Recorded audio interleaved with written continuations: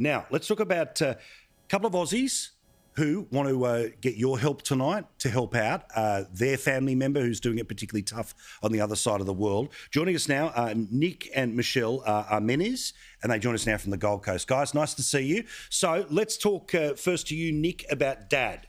So Dad went back to Greece, to go and visit his mother.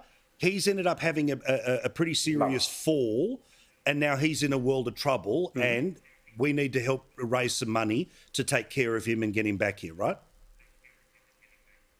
Yeah, mate. So Dad actually had a stroke and fell, so he had a double whammy. So an absolute worst case scenario.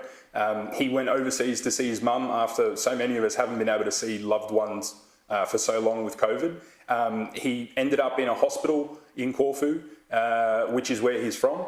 And he was in a very, very serious condition, had to have brain surgery. He progressed through intensive care and then went to a general ward. And we don't realise how lucky we are in Australia to live in such a great place. And the hospitals there are not like they are here. Isn't that right, Mum? That's right, yeah. Mum was basically Dad's 24/7 nurse in Greece. Because this is the thing, Michelle, when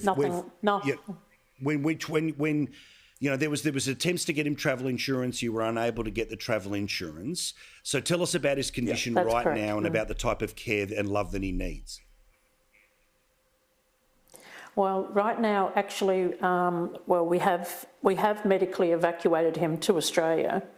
It came at a very big price because of no travel insurance. But yes, you know, our point right today really is for people out there to make sure you have travel insurance and to check your travel insurance very carefully because you may not be covered and you could end up in a very similar situation to ours. You actually more than likely won't be covered. Most of these policies don't cover medical evacuation, especially because they'll say you're in a hospital, you're receiving the care you need, and it's very hard for you to then prove that you aren't receiving high care because people think Greece, they don't assume that Greece has third world hospitals.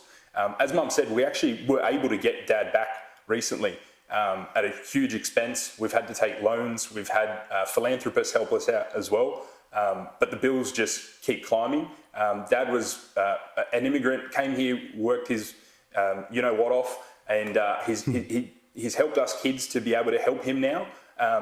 But we're doing it tough. We need Australia's help. Mum especially. Dad was the primary breadwinner for Mum. Mum was a nurse. She worked 40 plus years as a nurse in Australia. And she's probably going to have to look after Dad now the rest of his life. Dad is unlikely to ever walk again, unlikely to ever talk again, and we don't even know if he actually recognises us. Well, right now you can see online, which is the GoFundMe. Now, Babis is home now, but the total bill here was more than $400,000. So if you can, reach out and help out the family. All the best to you guys. Strength and love to Dad.